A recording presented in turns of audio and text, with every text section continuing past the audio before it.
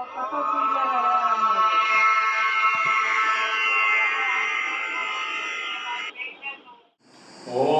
सरस्वती नमस्तुभ्यं वरदे कामरूपिणी विद्यारंभं करिष्यामि सिद्धिर्भवतु मे सदा।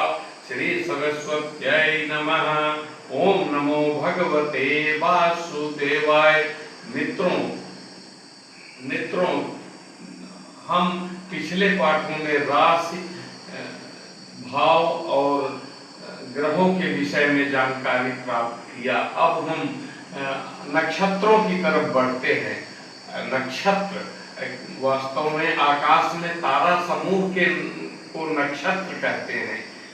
हर एक ग्रह के अंदर 3 नक्षत्र आते हैं, यानी 3 नक्षत्रों का एक ग्रह स्वामी होता है।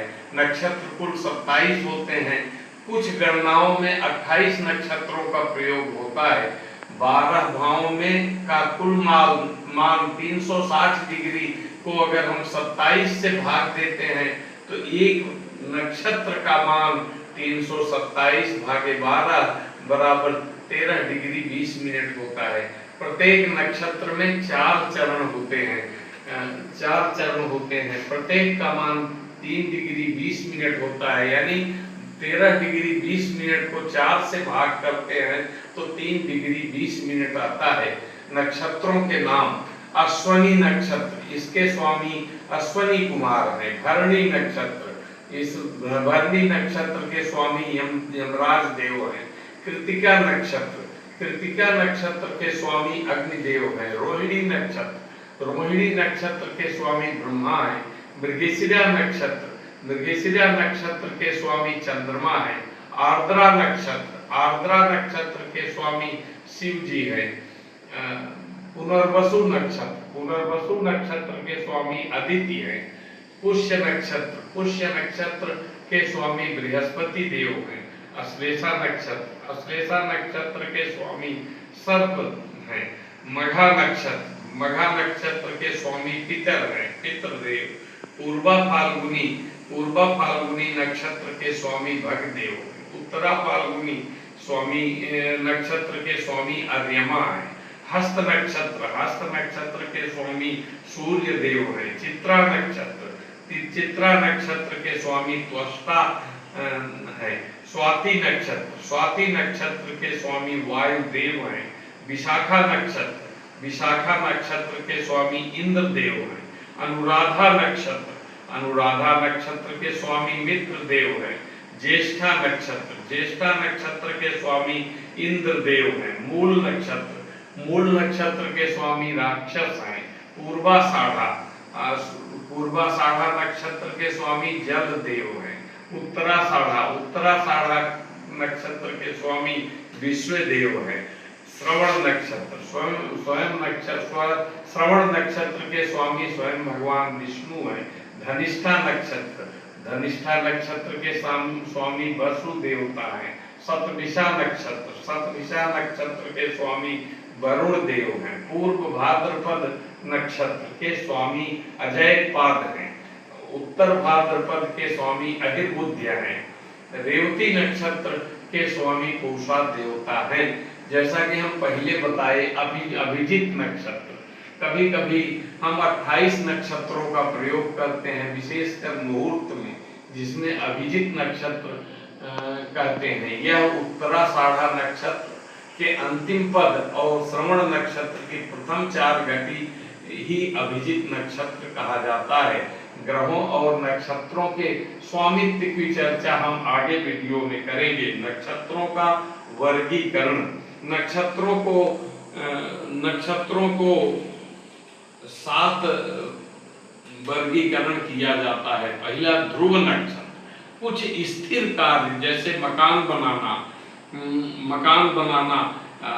ये आदि को रविवार के दिन रोहिणी, उत्तरा फाल्गुनी, उत्तराषाढ़ा, उत्तरा भाद्रपद तीनों नक्षत्र ध्रुव नक्षत्र में आते हैं।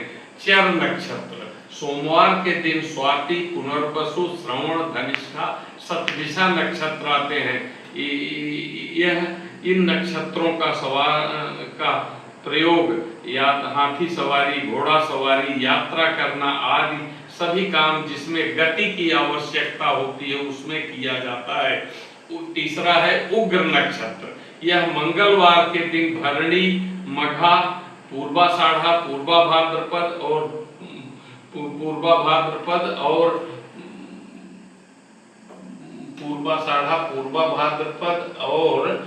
पूर्वा फाल्गुनी नक्षत्रों में होता है। यह इन नक्षत्रों का प्रयोग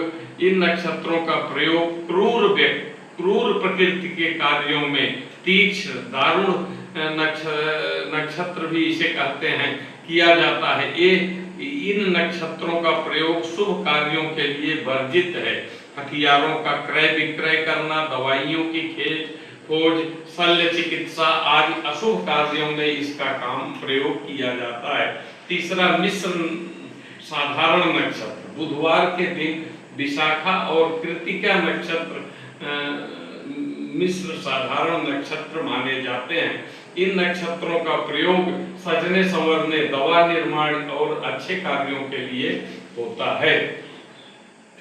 पांचवा क्षिप्र या लघु नक्षत्र। गुरुवार के दिन हस्त, अश्वनी, पुष्य और अभिजित नक्षत्र जिसमें शिक्षा प्रारंभ करना, दुकान निर्माण करना, क्रय विक्रय करना, शिक्षा का प्रारंभ, गहने जवाहरात बनवाना, मैत्री या साझेदारी करने का, कला सीखने के कार्यों के लिए इन नक्षत्रों का प्रयोग होता है।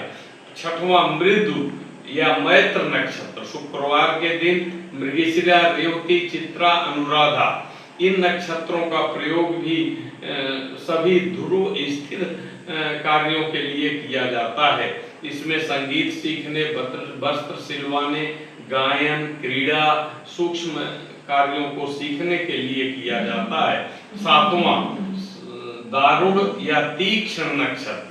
शनिवार के दिन मूल, ज्येष्ठा, आर्द्रा और अश्लेषा नक्षत्र। इन नक्षत्रों का प्रयोग आक्रामक जैसे हत्या, काला जादू, मृत्यु तुल्य कष्ट, जानवरों को प्रशिक्षण देना, अपने बस में करना, साधना, हठ योग आदि के लिए किया जाता है। इन नक्षत्रों का प्रयोग शुभ कार्यों के लिए सर्वथा वर्जित है।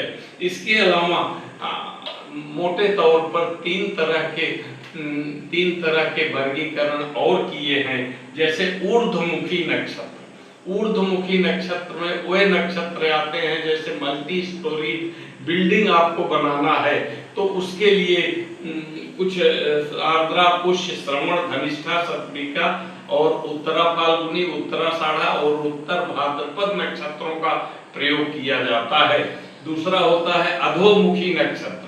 अगर जमीन के नीचे माइनिंग कार्य, कुआं खोदना इत्यादि कामों के लिए अगर कोई मुहूर्त पूछता है तो उसके लिए मूस, अश्लेषा, विशाखा, कृतिका, पूर्वा फाल्गुनी, पूर्वाषाढ़ा, पूर्व भाद्रपद और भरणी तथा मघा नक्षत्रों का प्रयोग होता है।